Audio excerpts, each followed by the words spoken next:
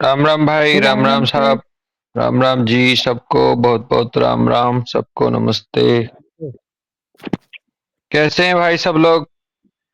बढ़िया सर। बहुत चलो अच्छे सर। एकदम अच्छे हैं भाई। डॉक्टर यश, डॉक्टर मुकुल भी हैं। और आज ऑर्गेनन है भैया। हाँ जी भैया, और भी नहीं है आज। संडे है, ऑर्गेनन है। एफोरिज्म नंबर 13 होना चाहिए। जी, संडे और थर्सडे 2 दिन ऑर्गेनन का अच्छा शेड्यूल बन गया है। अच्छा है, हनीमैन साहब भी इन 2 दिनों में ही स्टडी किया करते थे वैसे। हाँ जी। इंट्रोडक्शन में आया था ऑर्गेनन के। हम्म, और हमारी ऑर्गेनन भी संडे और थर्सडे को ही होती है, ये भी अच्छी बात है। कॉन्सिडेंस अच्छा है। हाँ जी। तो अपना एफोरिज्म नंबर 13 है, अमित पाल भाई है। हाँ जी, बिल्कुल। ओके।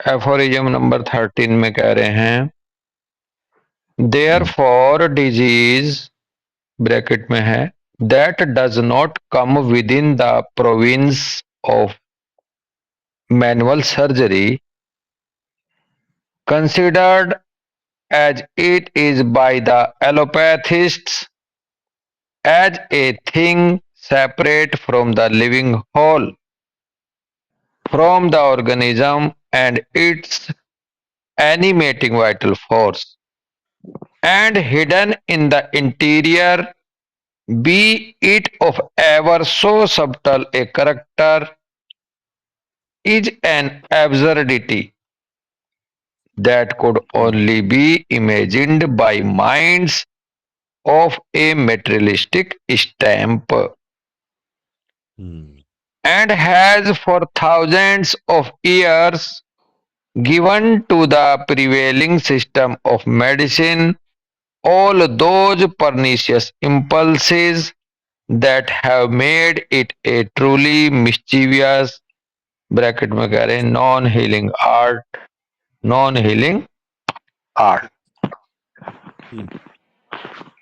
इसमें हनीमैन साहब ने अपने मन की हम्म। बात रखी है।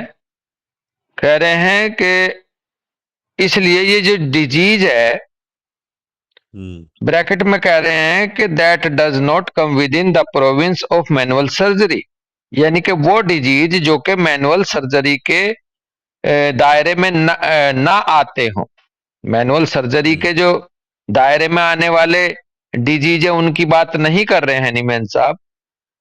उन हम्म। डिजीज की बात कर रहे हैं जो मैनुअल सर्जरी के बाहर के दूसरे और सब डिजीज हैं, उनके बारे में कह रहे हैं कि therefore disease is considered as it is by the allopathist, जो कि एलोपैथिस्ट के द्वारा कंसिडर किए जाते हैं कि ये कोई अलग चीज है लिविंग होल से। डिजीज अलग है, लिविंग होल अलग है। A thing separate from the living whole, from the organism, वो ऑर्गेनिज्म से कुछ सेपरेट चीज है। And it animating vital force, और वो मानते हैं एलोपैथिस्ट के डिजीज एनिमेटिंग वाइटल फोर्स से भी अलग है। और हिडन इन द इंटीरियर, और वो कुछ अंदर छुपा हुआ है। B it of ever so subtle a character, वो बहुत हम्म। सूक्ष्म करेक्टर का कोई ऐसी चीज है जो किसी ऑर्गेनिज्म के अंदर हिडन है, इंटीरियर में कहीं, और ना उसका हम्म। लेना देना एनिमेटिंग वाइटल फोर्स से है, और ना उसका लेना देना ऑर्गेनिज्म से है as a whole, living whole से। और वो सेपरेट चीज है, ये मानना एलोपैथिस्ट हम्म। का है। हम्म। कह रहे हैं ऐसा मानना is an absurdity hmm. That could only be imagined by minds of a materialistic stamp, ये केवल हम्म। केवल और केवल ये एक मूर्खता है, बेढंगापन है, बेतुकी बात है ऐसा मानना। और ये जो है, जो मैटेरियलिस्टिक स्टैंप के जो मस्तिष्क वाले लोग हैं, वही ऐसा इमेजिन कर सकते हैं, जो मेटेरियलिस्टिक हैं। And has 4000 of years given to the prevailing system of medicine all those pernicious impulses that have made it a truly mischievous art।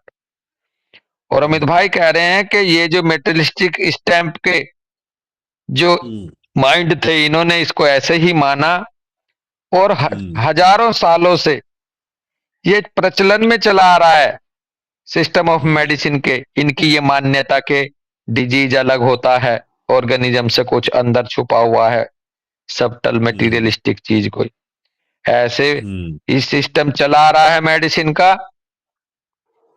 All those pernicious impulses that have made it A truly mysterious, और हजारों साल से prevail करता हुआ system, इसके अंदर वो सारी की सारी जो घातक परनिशियस विध्वंसक जो इम्पल्सेस हैं दैट हैव मेड इट, वो इनकी ये विचार इस सिस्टम को ट्रूली मिस्चीवियस आर्ट बनाती जा रही हैं, और बना रखा है इनके सिस्टम को। और ब्रैकेट में कह रहे हैं truly mischievous non healing art बना दिया है इनकी इस परनीशियस इंपल्स ने, इनके इस एब्सर्ड थॉट ने, कि भाई डिजीज जो है कुछ सबटल ऐसा मटेरियल चीज है जो कि वो कहीं इंटीरियर उसमें छुपा हुआ रहता है सबटल कैरेक्टर का, और ना तो उसका लेना देना एनिमेटिंग वाइटल फोर्स से है, और ना उसका लेना देना लिविंग होल पूरे के पूरे ऑर्गेनिज्म से है। इसीलिए ये कहते हैं साहब डायलिसिस कर दो, ये कहते हैं साहब इसको कैल्शियम डाल दो इसके शरीर में, नेट है ना, कैल्शियम डाल दो, पोटेशियम डाल दो, बाहर से मटेरियल चीज की सप्लाई कर दो बॉडी में, बाहर से हॉर्मोन्स दे दो, ये बंदा ठीक हो जाएगा। सफाई कर दो, और जिस चीज की इन्हें कमी लगती है उसे उसमें डाल दो, जैसे कोई रेसिपी तैयार करते हैं तब हम डालते हैं बाहर से मसाले, ये इनका मानना ऐसा है, जबकि ऐसे नहीं है हैनीमैन साहब के अकॉर्डिंग। 12वें वाले एफोरिज्म में कह रहे थे ना एक लाइन की, the whole morbid derangement of internal dynamic. हाँ हाँ, वो है असली चीज, है ना। होल डिरेंजमेंट है डिजीज इंटरनल डायनेमिक या वाइटल एनर्जी का, जबकि इनका मानना बिल्कुल उल्टा है, जो 13 एफोरिज्म में हैनीमैन साहब ने कहा। तो यहाँ थोड़ा सा मार्क भी कर सकते हैं बच्चे पेज नंबर को, अमित भाई जैसा हम लोगों ने लिख रखा है। ये सर्जरी जो वर्ड है ये फुटनोट नंबर 92 में भी आया हुआ है, इसको लाइन करके खींच सकते हैं, लिख सकते हैं। और ये जो थाउजेंड्स ऑफ ईयर की बात आई है, ये फुटनोट नंबर 91 में, फुटनोट नंबर 189 में, footnote number 27 at the page 74, उस पे कह रखा है कि कितना पुराना है इनका सिस्टम एलोपैथ्स का या ओल्ड सिस्टम, 25,000 ईयर्स ओल्ड उसमें जिक्र है। अब तो बल्कि ज्यादा हो गया होगा, क्योंकि जब हैनीमैन साहब लिख रहे थे जब वो 2500 साल पुराना था ये एलोपैथिक सिस्टम, और इसमें 250-300 साल और जोड़ दो अमित पाल, अब 300 ईयर्स के लगभग, कम ज्यादा थोड़ा सा होम्योपैथी की हो गई, तो अब ये हो गया है तकरीबन 3000 ईयर्स ओल्ड के लगभग, या 29,000 ईयर्स ओल्ड के लगभग, ऐसे जी बिल्कुल। हाँ, तो ये था आपका 13। और इसमें फुटनोट नंबर 8 किस पे है, ये पढ़ लिया था हमने क्या फुटनोट नंबर 8, फुटनोट नंबर 8 रह रहा है क्या? नहीं पढ़ लिया था बेटा? पढ़ लिया था ओके, पढ़ लिया था। अच्छा अच्छा अच्छा अच्छा, ओके ओके ओके, हाँ पढ़ लिया था। मैं उसके बाद थोड़ा सा ये इसी के गॉड नीचे की था ना, मैं इसलिए थोड़ा सा। हाँ, हम्म, तो नेक्स्ट एफोरिज्म है 14। 14 में कह रहे हैं, there is in the interior of man nothing morbid that is curable and no visible morbid alteration that is curable which does not made itself known to the accurately observing physician by means of morbid signs and symptoms. Hmm An arrangement in perfect in an arrangement in perfect conformity with the infinite goodness of the all-wise preserver of human life. हम्म यहाँ अब अपनी बात थोड़ा दबाव के साथ रखते हुए एनीमैन साहब कह रहे हैं कि there is in the interior of man, man के इंटीरियर में, किसी व्यक्ति के इंटीरियर में, nothing morbid that is curable and no visible morbid alteration that is curable which does not make itself known to the accurately observing physician by means of morbid science and of symptoms. ऐसा there is मतलब in the interior man कुछ भी ऐसा morbid नहीं है अमितपाल भाई, doctor Deepshikha सिमरन, कि जो के क्योरेबल ना हो। कुछ ऐसा नहीं है, nothing morbid that is curable and no visible morbid alteration, कुछ भी ऐसा नहीं है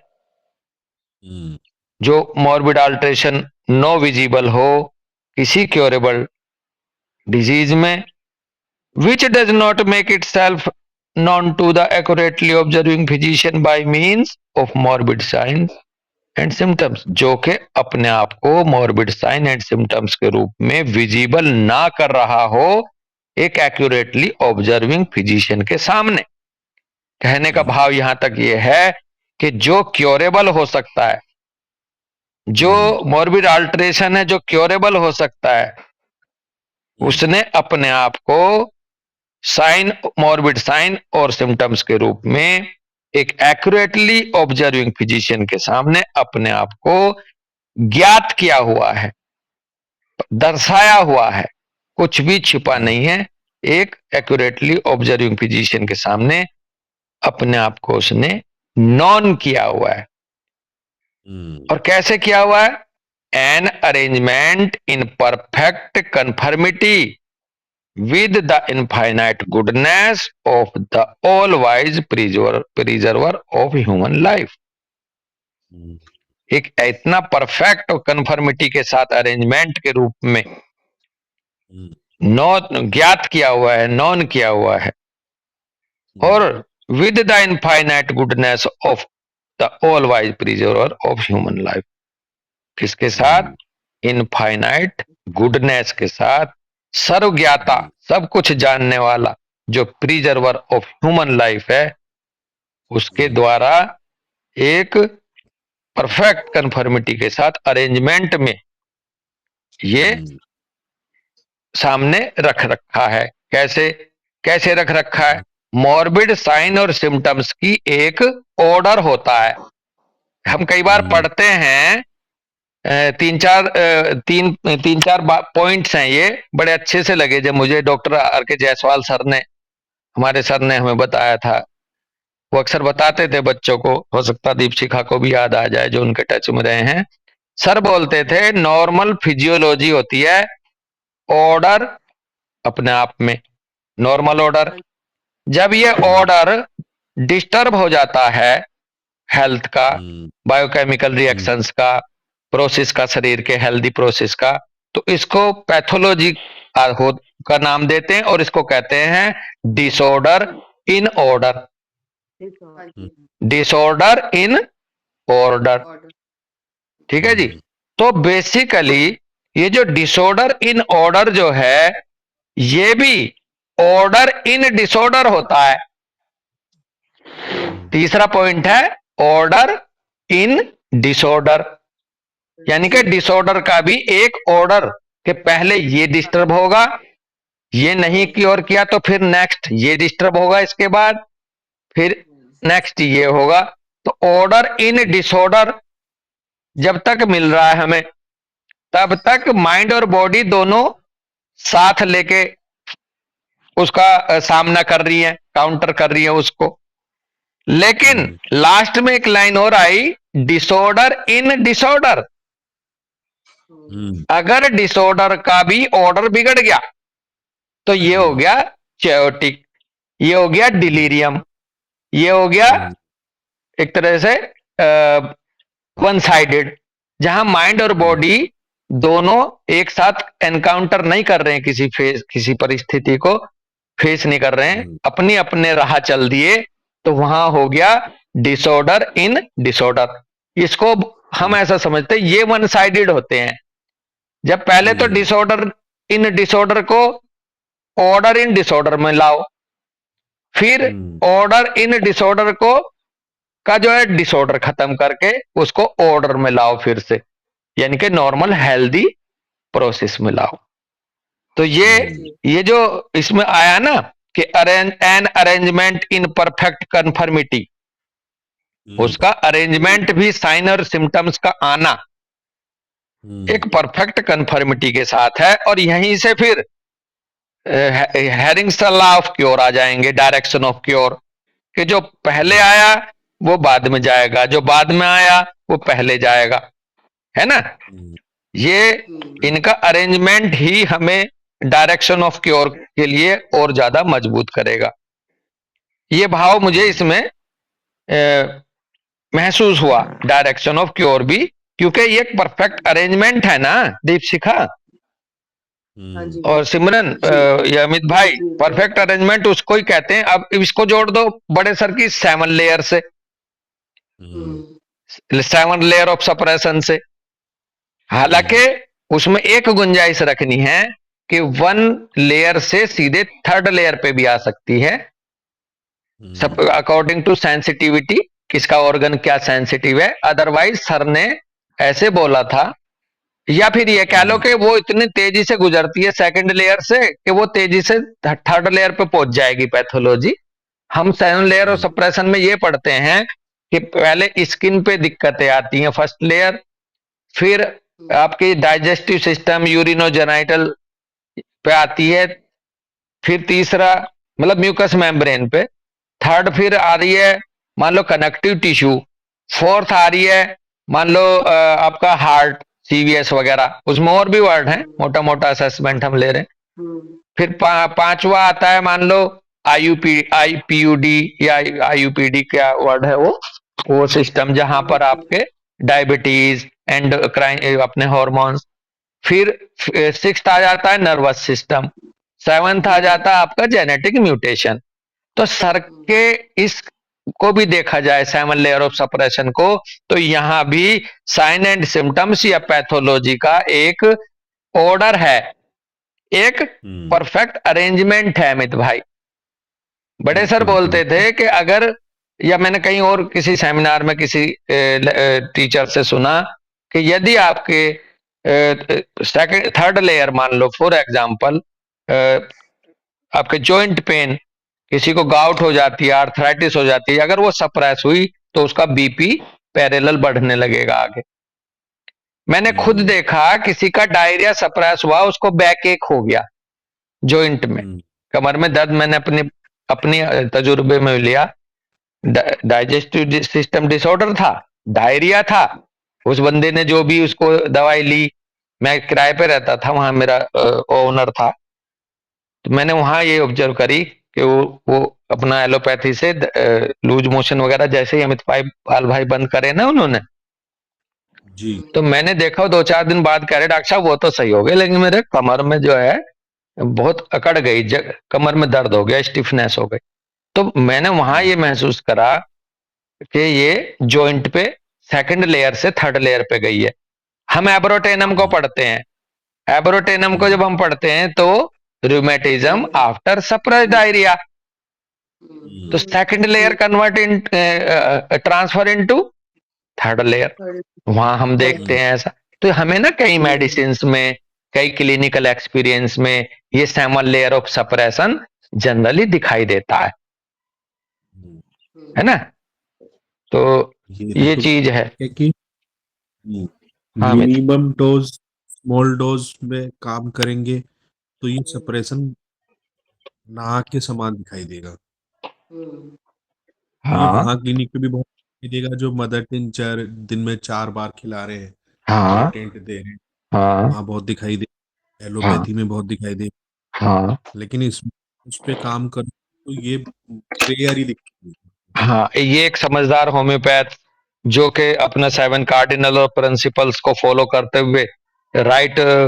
ऑर्गन बेस्ड प्रैक्टिस करने की कोशिश कर रहा है, उसको ये सप्रेशन वगैरह, ये एग्रावेशन वगैरह, ये बहुत ज्यादा होपलेस हो जाना प्रेस्क्रिप्शन के बाद, इन सब चीजों से वो बचा रहता है भाई अमित पाल। मैं आपको बताऊं, मिनिमम डोज से हमारे बहुत फायदे हैं देने के।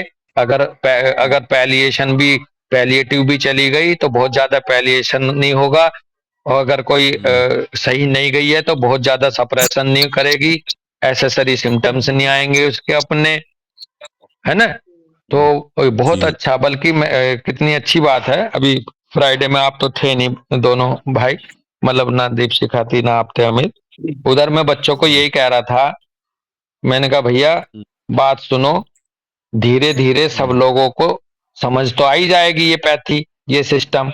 मास्टर तो आप हो ही जाने हो, लेकिन सबसे प्राइमरी जो रिक्वायरमेंट है आपकी, सबसे प्राइमरी चीज जो है आपकी ये है कि जब भी आप क्लिनिक खोलो तो आप 7 कार्डिनल प्रिंसिपल्स जो हैं, आप इनको जरूर ध्यान में रखना कि मैं दूंगा तो सिंगल ही दूंगा, मैं दूंगा तो मिनिमम ही दूंगा, दूंगा तो डायनेमाइज ही दूंगा। अगर मैंने कहा इसको आप फॉलो करते हो, भले चाहे आप एलेंस की नोट की नॉलेज पे ही दे रहे हो, चाहे अमित पाल, चाहे आप विलियम बोरिक बिल्कुल। की नॉलेज के अकॉर्डिंग ही क्लिनिक खोल लिए हो, बिल्कुल जरूरी नहीं है आपको मलिक सर का लेवल लेके आना, अमरीश सर का लेवल लेके आना, दीदार सर का लेवल आना, एकदम ना आ सकता शुरुआत में बच्चों को। लेकिन बात तो शुरुआत करते वक्त आप अगर इन चीजों का भी ध्यान रख लोगे कि बिल्कुल प्रिंसिपल्ड प्रेस्क्रिप्शन करोगे, प्रिंसिपल्ड प्रैक्टिस करोगे, तो आप धीरे धीरे नॉलेज अपने आप को आपके सामने खोलती चली जाएगी, और आप बिल्कुल अच्छे तरह से इवॉल्व भी करोगे और गलत भी नहीं करोगे। मिनिमम इतना तो चाहिए ही अमित पाल भाई, और दीप बिल्कुल सिमरन आप सब जानते हैं बिल्कुल मैक्सिमम बच्चे। बिल्कुल। हाँ, हम हमें कुछ आता हो या ना आता हो, लेकिन हम जो ऑर्गनन में ये 7 कार्डिनल प्रिंसिपल बताए हैं, इनके हिसाब से ही चेयर पे बैठ के प्रैक्टिस करनी चाहिए। जैसे लॉ ऑफ, थोड़ा सा इनको रिवाइज भी कर सकते हैं हम, सबको ध्यान आ जाएंगे, मुझे भी याद हो जाएंगे दोबारा। Law of single, law of simple, law of minimum, minimum dose की। Law of dynamisation, law of vital force, 5 हो गए। और बताओ, और सिंगल, सिंपल, मिनिमम, 3 तो ये अलग हो गए। सिंगल, सिंपल, मिनिमम, और law of vital force, law of dynamisation, 2 ये हो गए, 5 2 रह रहे हैं, याद दिलाओ। Drug randomization. वो हो गया बेटा, देखो theory law. Of chronic disease. हाँ हाँ हाँ, नहीं सर वो अभी देखते हैं, अभी फिर से लॉ ऑफ सिंगल, 3 तो एस से थे, एस का एक गड़बड़ हो रहा कहीं। Law of single, doctrine of drug proving था ना एक? हाँ हाँ, एक ड्रग प्रूविंग का, तो एक तो अभी साहू सर बोल रहे हैं डायनेमाइजेशन का, वो हो गया। अब एक सिरे से एक बोलते हैं एक लॉ सिरे ऑफ, से ऐसे ही हाँ बोलो भाई। Of similar, law of simplex, हाँ मिनिमम, हाँ डॉक्ट्राइन ऑफ ड्रग प्रूविंग, हाँ,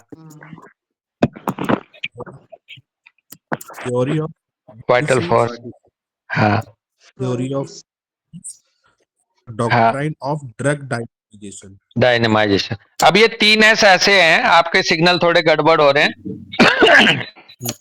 law of, law of single, law of simple, और law of similimum, law of hmm drug dynamisation, theory of hmm vital force और hmm law of theory of drug proving है जी, hmm law of drug proving. जी और hmm seventh बच गया कौन सा है? Theory of fifth chronic disease. Theory of chronic theory disease. हाँ तो इस तरह से ये चार है, 7 है सॉरी। और कोई कुछ कह रहे हैं?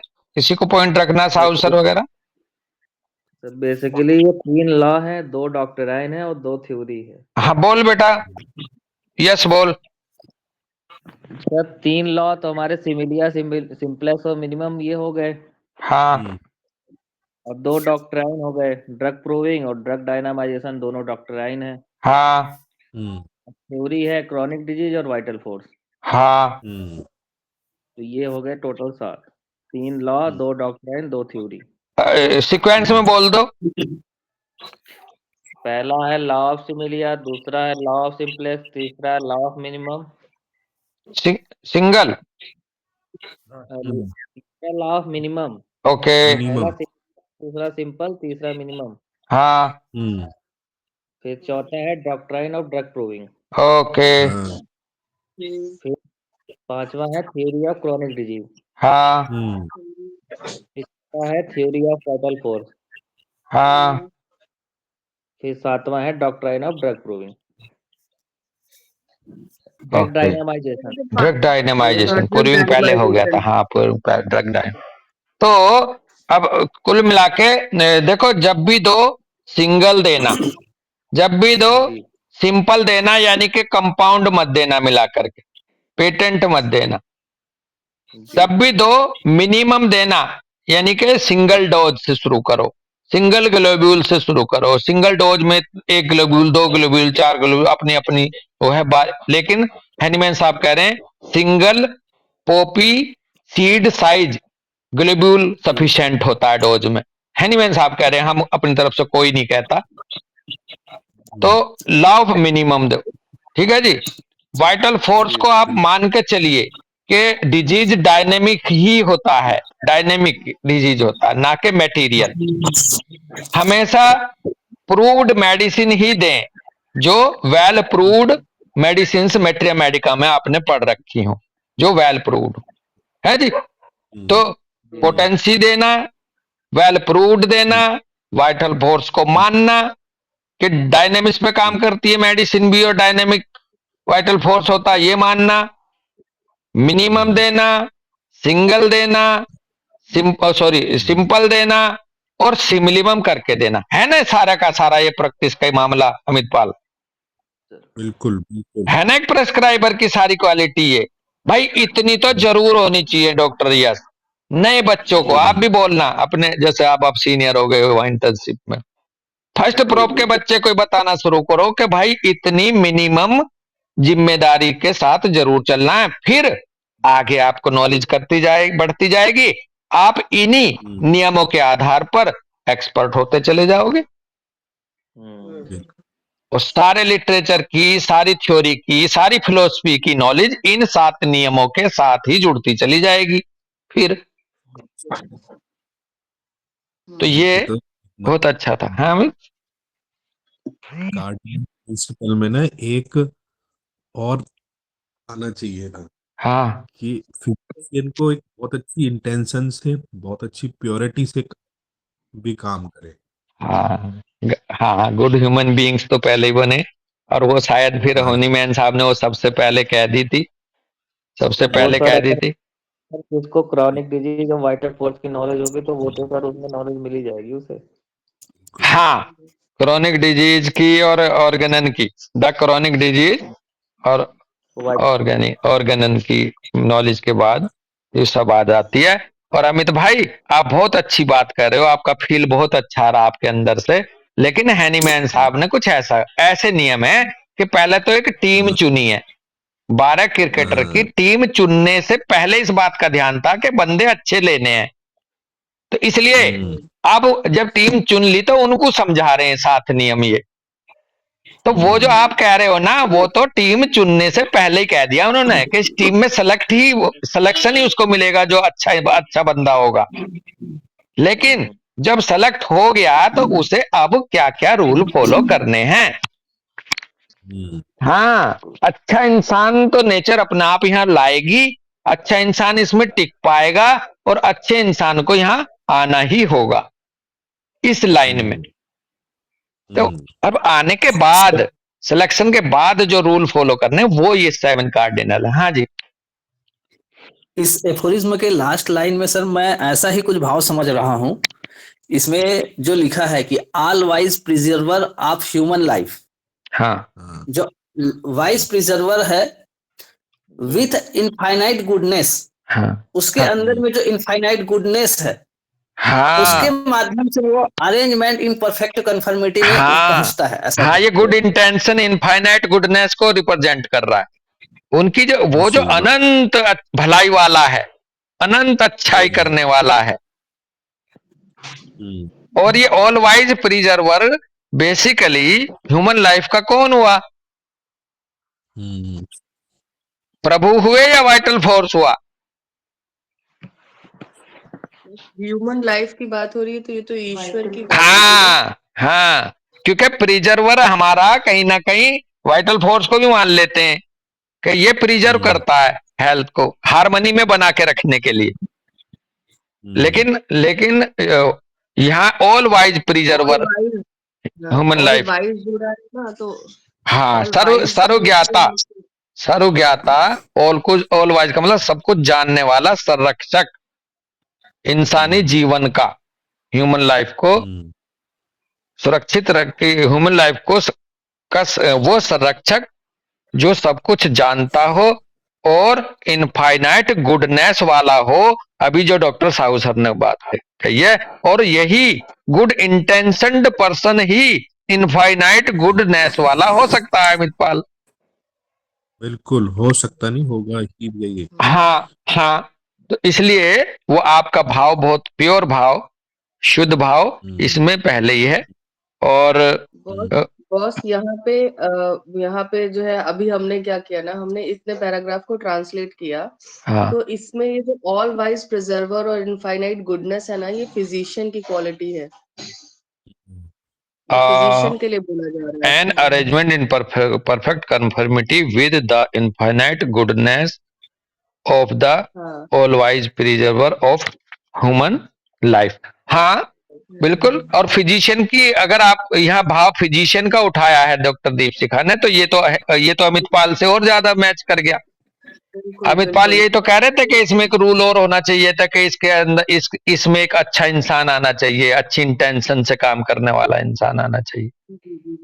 तो अगर इसको फिजिशियन की क्वालिटी मानते हो तो ये तो और भी अच्छा है जी।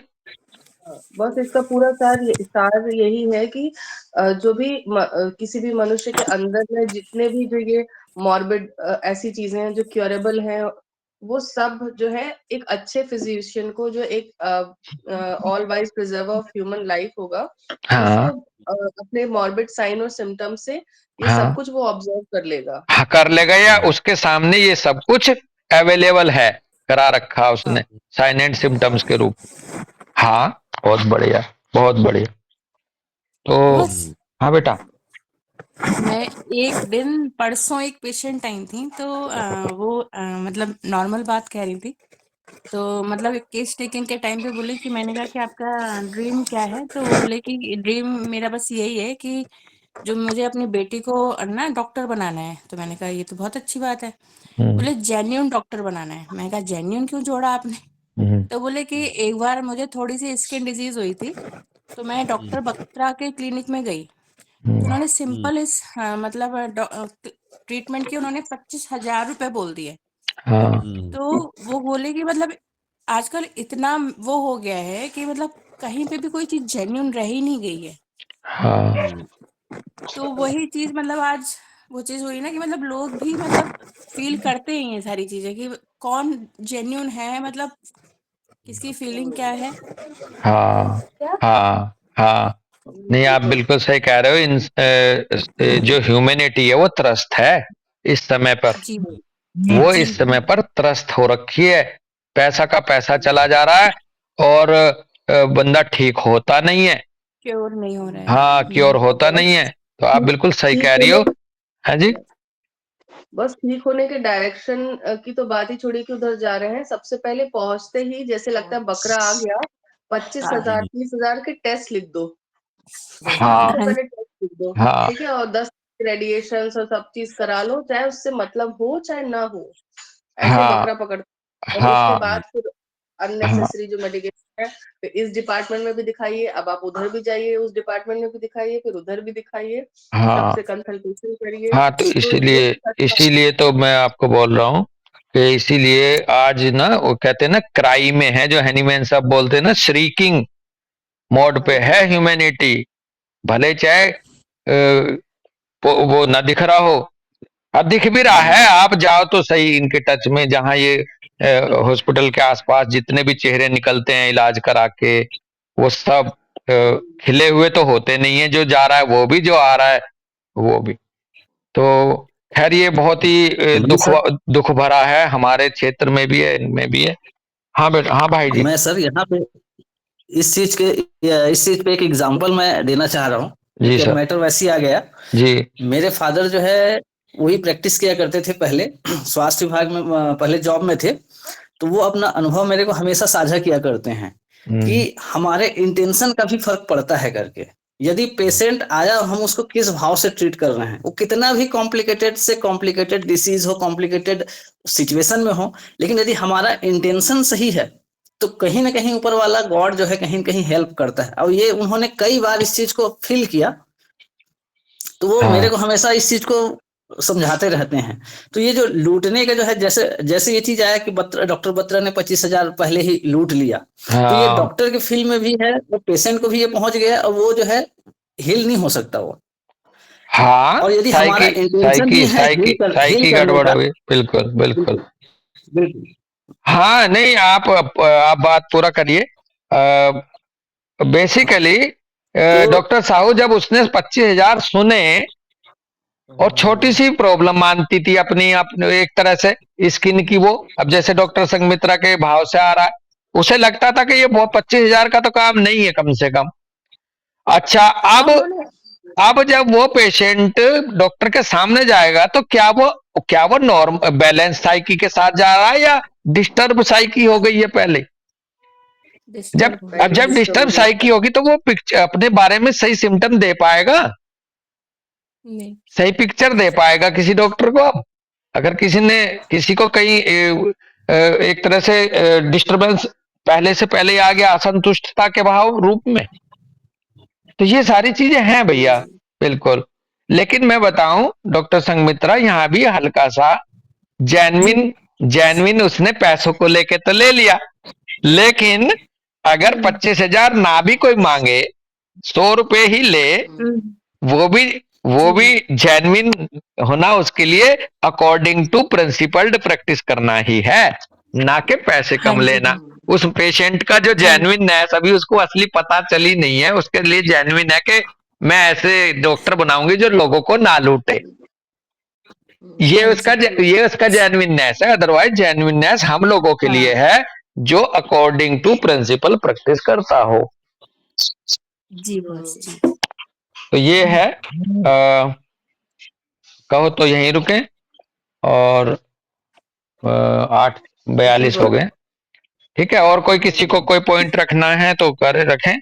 बहुत अच्छा, बाद में क्लियर करावे से डॉक्टर दीप सिखा ने, ये जो infinite goodness of the all wise preserver of human life है, ये फिजिशियन का भाव बहुत अच्छा दे रहा है कि एक ऐसा फिजिशियन जो ह्यूमन लाइफ को प्रिजर्व करने के बारे में सब कुछ जानकारी रखता हो और इनफाइनाइट गुडनेस वाला भी हो, उसके सामने जो क्योर होने वाली मॉर्बिड डिजीज है, जो इंटीरियर और या जो डिजीज है, वो अपने आप को साइन एंड सिम्टम्स के रूप में नॉन करा रखा है, उसने नॉन करा देता है। ठीक है, तो ये है। और मैं डॉक्टर साहू सर, मैं आपको बताऊं, मेरे मन में थी जो आप कह रहे हैं ना हाँ पापा सर। वाली बात, जी जी मलिक सर के यहाँ हमने कई बार देखा, डॉक्टर दीपशिका, डॉक्टर अमित पाल, अमित शर्मा भाई, मैं अक्सर रहते हैं चैम्बर में उनके कई बार जब पेशेंट पे, तो पेशेंट के मुंह से कुछ ऐसी चीज निकल जाती है, पेशेंट वहां सीसीटीवी कैमरे में कुछ ऐसा इन्फो सिग्नल दे देता है, तो मलिक सर हमसे कई बार कहते हैं कि भाई इसको नेचर सही कराना चाहती है, तो इसने ये इंफॉर्मेशन भी डिस्प्ले कर दी, है ना? याद आ रहा है दीपशिका? हाँ जी जी जी बस। हाँ नेचर ऑलवेज हेल्प यू। हाँ, ये वर्ड बोलते हैं सर, नेचर सर ऑलवेज है। वो हाँ वाला भैया, किडनी ट्रांसप्लांट वाला सर कह रहे थे कि इम्यूनो कॉम्प्रोमाइज तो हम लेते ही नहीं है, लेकिन अगर ये आंटी का केस हुआ है तो ये ठीक होना चाहती हैं और सेकंड फॉलोअप में वो ठीक हुई। हाँ सर, हाँ जी, इस एफोरिज्म में भी यही बात जो अपन चर्चा कर रहे हैं, इंटेंशन वाली बात, यही बात इस एफोरिज्म में है। फिजिशियन का 2 बार जिक्र है, accurately observing physician not known ऊपर में दिया है, लेकिन यदि उसमें गुडनेस शामिल है, उसका इंटेंशन सही है, तो फिर perfectly confirmative with infinite goodness, मतलब वो गुडनेस के कारण से ही वो उसके करीब पहुंचता है। मेरे को ऐसा फील हो रहा है कि इसमें सेंस ऐसा है ऐसा करके। हाँ, लेकिन आप वैसे बाहर आ जाओ, अगर एफोरिज्म से भी भगवान अच्छे इंसान के थ्रू ही अच्छी जानकारी समाज में डिस्प्ले कराती है, करती है। बिल्कुल, अच्छाई कभी बुरे इंसान के माध्यम से आई है समाज में? नहीं। जो बिल्कुल प्योर होगा, जो हमारे जो उसमें चले जाते हैं, अध्यात्म में कह लो या किसी भी कल्ट से कह लो, जो अपने आप में निस्वार्थ भाव से कामना करते हुए सत्कर्म अपने आप को प्योर करते हैं, उन्हीं के थ्रू नेचर किसी आगे लोगों की भलाई के लिए रास्ते खुलवाती है। जैसे हैनीमैन साहब के थ्रू होम्योपैथी का वो कराया, प्रोपेगेशन आगे के लिए, इसका खुलासा कराया नेचर में। तो बेसिकली बात वही है कि इंसान अच्छा होगा, वही अच्छाई कर सकता है, और प्रभु भी उसे ही चुनते हैं भाई, गुड इंटेंशन बिल्कुल वाले को अच्छाई कराने के लिए। चलो यहीं रुके दोस्त, बिल्कुल। बिल्कुल जी। चलो ठीक है भाई, राम राम सबको, सबको नमस्ते, राम हैप्पी संडे भाई सबको। नमस्ते नमस्ते बेटा।